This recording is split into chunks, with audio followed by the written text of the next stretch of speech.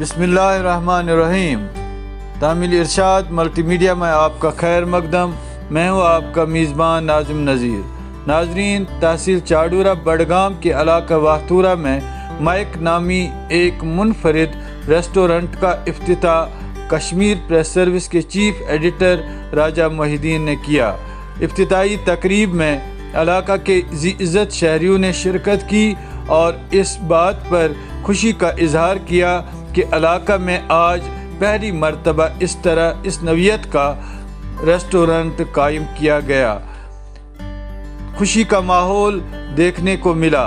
वाज़ह रहे कि रेस्टोरेंट में कश्मीरी वाजवान के अलावा जायकादार पकवान और आइसक्रीम दस्तयाब रहेगी।